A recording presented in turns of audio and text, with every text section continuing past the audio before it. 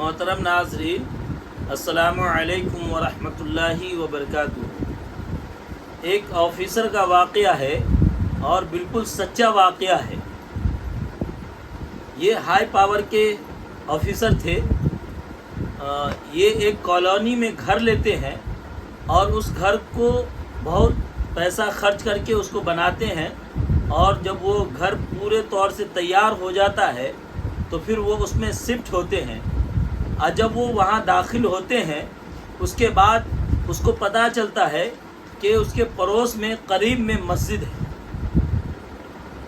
अब जब अज़ान का वक्त होता तो अज़ान होती और इसके घर में बिल्कुल पूरे तौर से साफ साफ और तेज़ आवाज़ में अज़ान की आवाज़ सुनाई देती थी।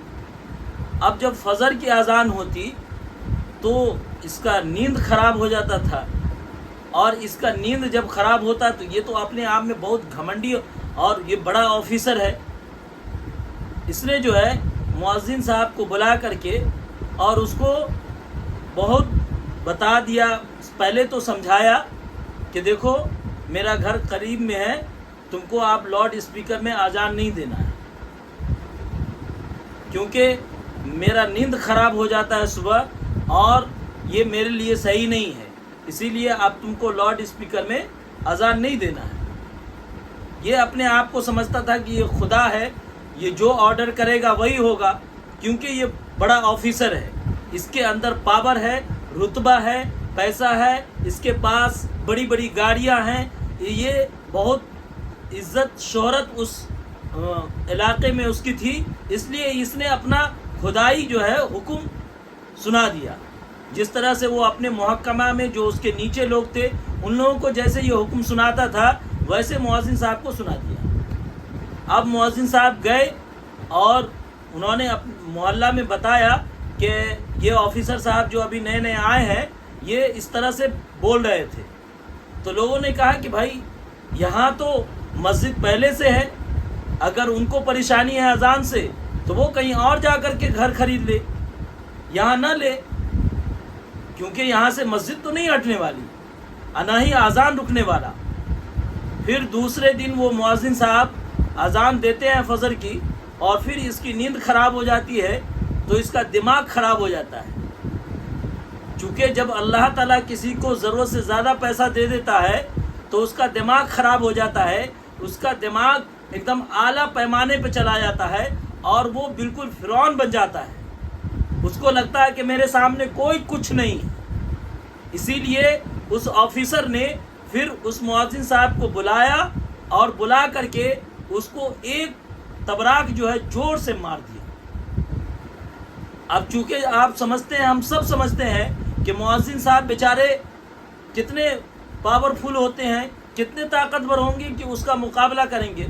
वो मुअज्जिन साहब बेचारे सब्र कर लिए, क्या कर सकते थे वो। लेकिन मुअज्जिन साहब तो सब्र कर लिए, लेकिन अल्लाह ताला अपना कार्रवाई शुरू कर दिया, और कार्रवाई इस तरह से शुरू हो गई उसके ऊपर कि अल्लाह ताला की गिरफ्त और अल्लाह ताला का अजाब उसके ऊपर नाजिल हो गया। और अजाब इस तरह से आया कि उस ऑफिसर के दोनों हाथ में पैरालाइज मार दिया और दोनों हाथ इसका काम करना छोड़ दिया। वो भी सीने से ऐसे लगकर है, अब हाथ है ना ऐसे हो रहा, ना ऐसे हो रहा, ना लंबा हो रहा, कुछ नहीं, ऐसे है, लंबा भी नहीं हो रहा। तो अल्लाह ताला अपने बंदों की बेइज्जती या उसके ऊपर जुल्म ज़ाती बर्दाश्त नहीं करता। मसलहत के तहत कुछ होता है, देर में होता है, कभी बहुत जल्द होता है, लेकिन इंसाफ अल्लाह ताला ज़रूर करते हैं। जब इसको पैरालाइज मार दिया, फालिज मार दिया, उसके बाद ये अब घर पे रहने लगा, और इसकी जो आमदनी थी वो भी जाहिर सी बात है रिश्वत वाली आमदनी ख़त्म हो गई। जो पेंशन वगैरह आता था उससे गुजारा होता था। अब इसका जो हाकिमाना रवैया था, चूँकि जब वो नौकरी पे होता था तो नौकरी पर वहाँ के लोगों के साथ करता था, अब हर वक्त घर में रहने लगा, अब वो हाकिमाना रवैया घर पर इख्तियार करने लगा।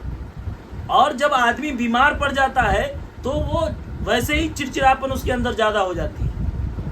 अब वो हर चीज़ में घर पे नुक्स निकालने लगा, हाँ, سبزی میں کبھی تیل زیادہ ہے تو کبھی نمک زیادہ ہے تو تیکھا ہے تو فلاں ہے فلاں، اس طرح کر کے سبزی کو اٹھا کے پھینک دینا، نہیں کھانا، اس طرح کی پریشانی اور پریشان کرنا شروع کر دیا اپنی بیوی کو۔ اب اس کی بیوی بھی دیکھی کہ یہ بہت پریشان کر رہا ہے، اس کی پریشانی کو جھیلتے جھیلتے 1 سال ہو گیا۔ جب 1 سال ہو گیا تو اب اس کی بیوی کہی اب بس ہو گیا، اب تمہارا یہ ظلم ہم نہیں سہیں گے۔ اب اس کی بیوی ایک دن اس کو سمجھاتی ہے بیٹھال کر کے کہ دیکھو تم ہم کو بہت پریشان کر رہے ہو، تم ہم تمہاری جو عزت کر رہے ہیں، تمہاری جو ہم خدمت کر رہے ہیں، تمہارے جو آگے پیچھے کر رہے ہیں، ہم جو تمہاری ہر بات کو مان رہے ہیں، تم اس کا غلط فائدہ اٹھا رہے ہو، تم ناجائز فائدہ اٹھا رہے ہو، تم ہمارے اس خدمت کی قدر نہیں کر رہے ہو، اسی لیے اب ہمارا گزارا تمہارے پاس نہیں ہے، ہم تمہارے پاس اب نہیں رہیں گے۔ وہ اپنے بچے کو لیتی ہے اور وہ یہ کہہ کر چلی جاتی ہے کہ اب تم جانو اور تمہارا کام جانے، ہم تمہارے پاس نہیں رہ سکتے اور بچے کو بھی نہیں چھوڑیں گے۔ وہ بچے کو لے کے چلی جاتی ہے۔ اب یہ بیچارہ اکیلے پڑا ہوا ہے، یہاں خدا کے عذاب میں مبتلا ہے۔ اب جب اس کے بھائیوں کو معلوم چلا تو اس کے بھائی اس کو اپنے گھر لے گئے کہ بھائی ہے، ظاہر سی بات ہے کیسے چھوڑ سکتے ہیں۔ تو یہ جب اس کا بھائی، چھوٹا بھائی اس کو اپنے گھر لے گیا تو وہاں بھی جا کر کے اس کا یہی رویہ، یہی حاکمانہ رویہ، یہی کہ نمک کم تو مرچ زیادہ، فلاں فلاں، روٹی جلی ہوئی ہے، یہ وہ۔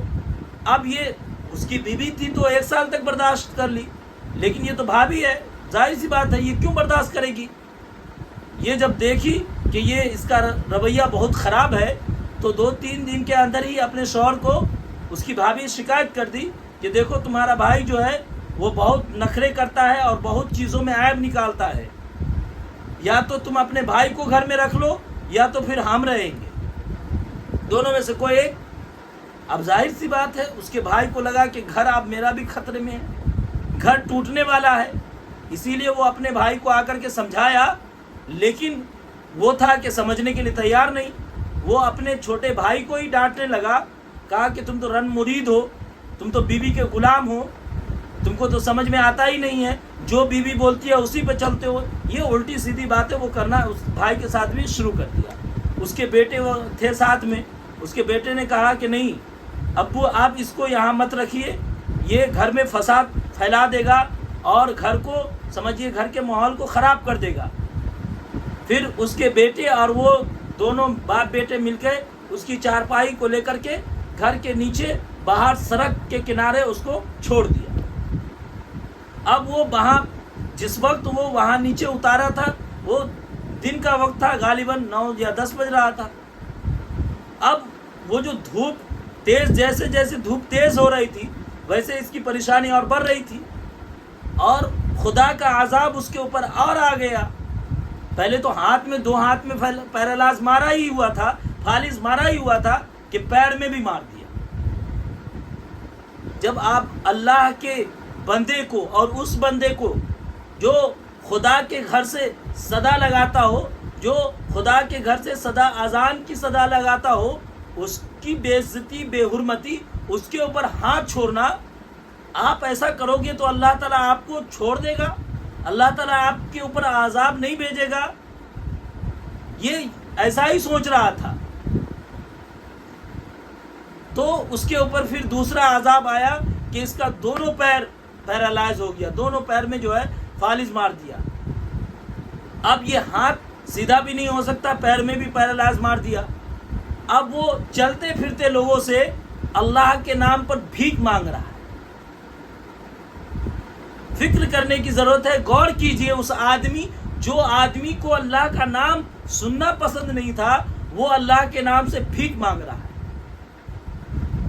ہائے ہائے، جب انسان اچھی صحت میں اللہ کے نعمتوں کی قدر نہیں کرتا ہے تو اس کے ساتھ یہی سب کچھ ہوتا ہے۔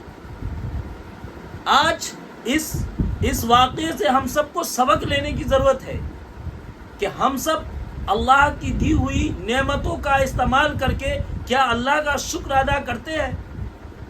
اللہ تعالیٰ نے ہمیں زبان دی بولنے کے لیے، اللہ تعالیٰ نے 2 آنکھ دیا دیکھنے کے لیے، اللہ تعالیٰ نے 2 کان دی سننے کے لیے، اللہ تعالیٰ نے ہاتھ پاؤں اور جسم کے سارے اعضاء کو سلامت دیا، تندرست دیا، تاکہ ہم محنت مزدوری کر کے اپنی زندگی کو چلائیں۔ لیکن ہم اس زندگی کے رنگینیوں میں بالکل اتنے کھو سے گئے ہیں کہ اللہ کے احکامات کو بالکل بھلا دیے ہیں۔ ہمیں نہیں پتا کہ نماز کتنے وقت کی فرض ہے، ہمیں نہیں پتا کہ حرام کیا ہے، ہمیں نہیں پتا کہ حلال کیا ہے، ہمیں نہیں پتا کہ روزہ کیا ہے، ہمیں نہیں پتا کہ حج کیا ہے، زکوٰۃ کیا ہے، کوئی چیز سے کوئی مطلب نہیں ہے۔ تو کیا ہوگا؟ یہی سب ہوگا نا۔